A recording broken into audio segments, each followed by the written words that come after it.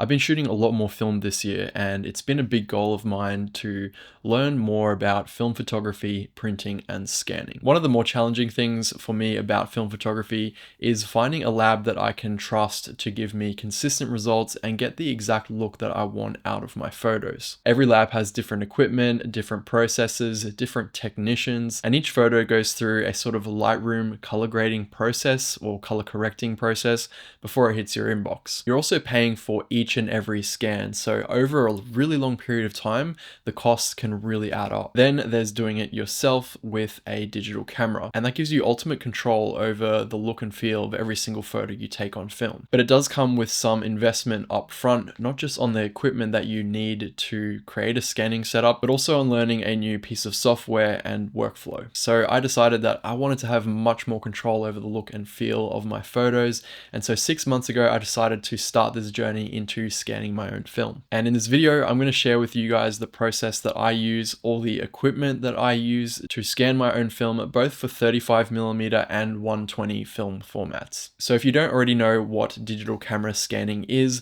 essentially what you're doing is shining a light through your film negative and taking a picture of the negative itself that you will then invert in the computer later on. It involves a few things. The first and most obvious one is a digital camera itself. You then need a macro lens, or the ability to get as close as possible to the film negative itself. So whether you're using extension tubes or a dedicated macro lens, you need a light source to shine through the negative, but not just any LED light. You need one that has a high CRI rating or a high color accuracy, and also one that has a nice even diffusion layer on top. And there are some LED lights that specialize in just doing this task. You also need a way of holding the film completely flat so that all edges and sides of the film are tack sharp in the photo. And then last of all, you need a way to mount your digital camera above the film plane so you can take the photo and so that the camera is completely level with the film itself. And you also need a dedicated workspace to be able to do this, because it does take up quite a bit of space.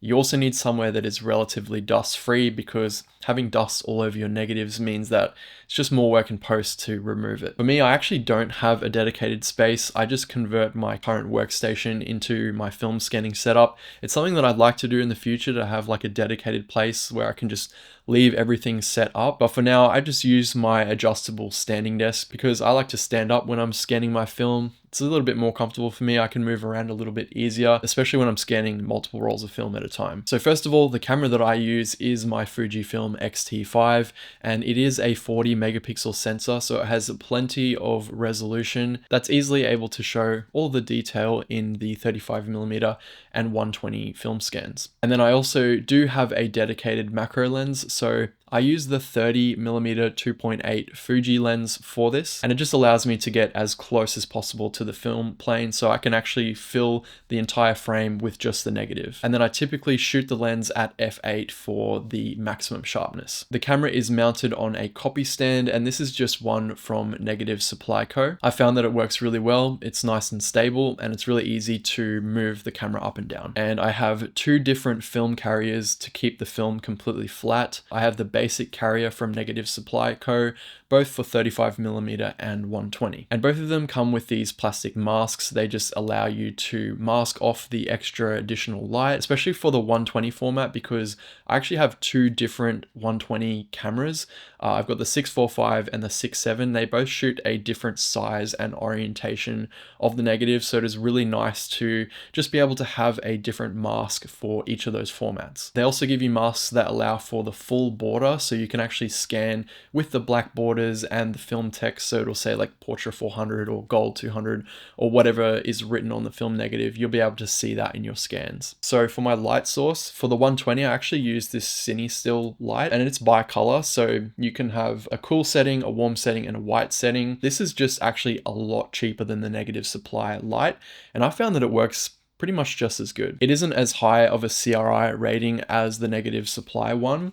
I think this one is a 95 versus the 98 or 99 CRI of the Negative Supply but for me, this one works really great. And then when I'm scanning 35mm, I actually have a different light. I do use the one from Negative Supply that just came with the carrier in a kit. And what I really like about this light is it does have like a little mask on it. It's sort of like a mounting point where you put the carrier on top, and it just stops it from wiggling around, which can be a little bit of a problem with this setup. This is the carrier here and this is the light. It can sort of slide around. There are rubber feet on the bottom, but if you bump it or something, it's going to sort of move out of place. Then just a couple of accessories that make life a little bit easier. One is a rocket blower, just to blow any dust off of the film negatives, because as I said earlier, getting dust on your film just means you have to go in and clone it out. So having as little dust on there as possible is definitely preferable.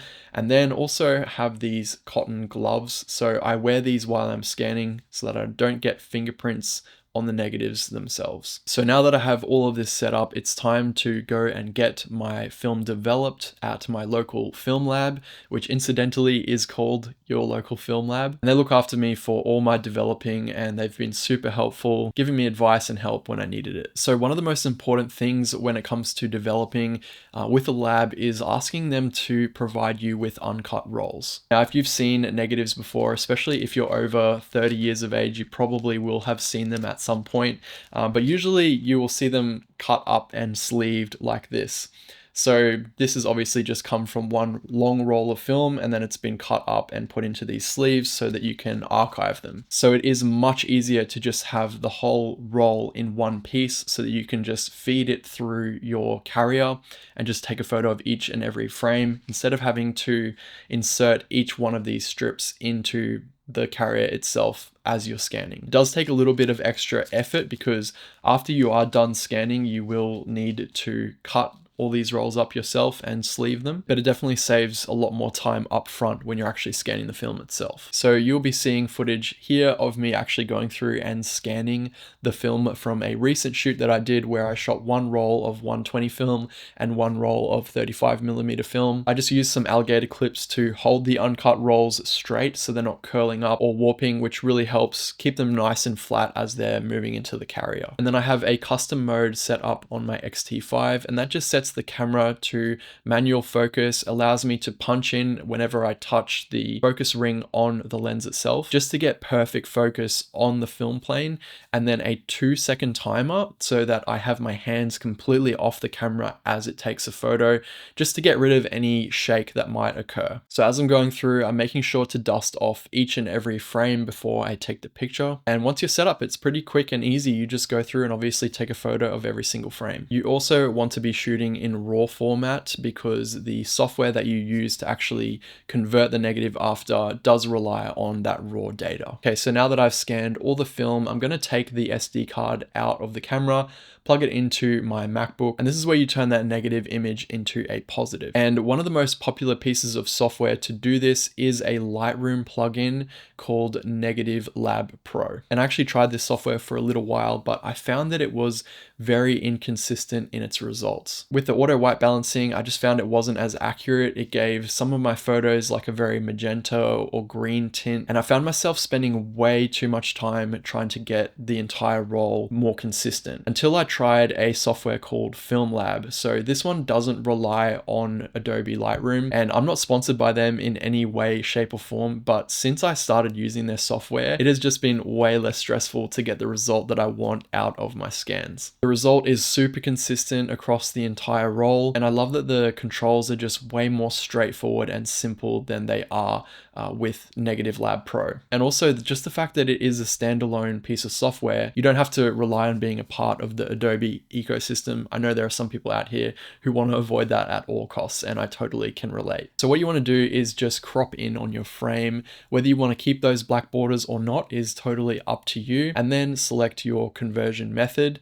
Inside Film Lab, you can also select the type of film that you're using, the type of digital camera you're using. So I have the film selected here, and also I have the Fuji camera.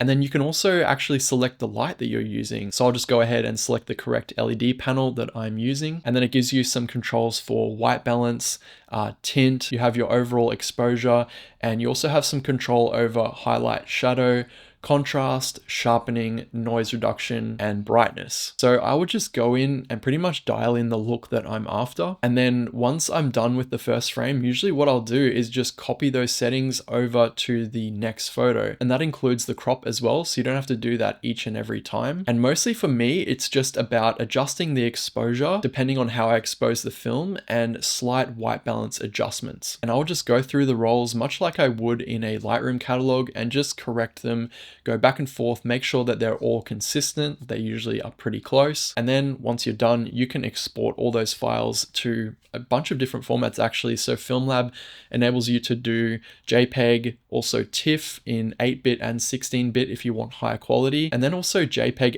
XL, which is a new format that I haven't had a lot of exposure to, but apparently it is a really great archival format. So from there, you probably don't need to do much to these photos. They're pretty much ready to go.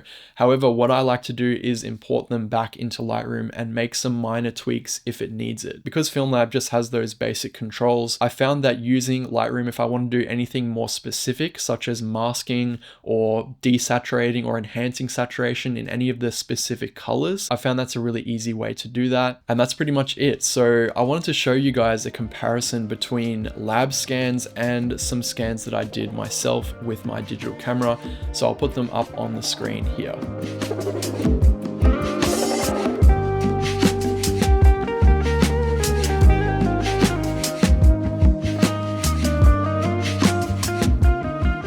I know a couple of you guys were curious about my process and how I go through it, so hopefully that answers all your questions. But if you have any more, also leave them down in the comments section below and I'll try to help you out there. Thank you guys so much once again for watching, and I'll see you all in the next video.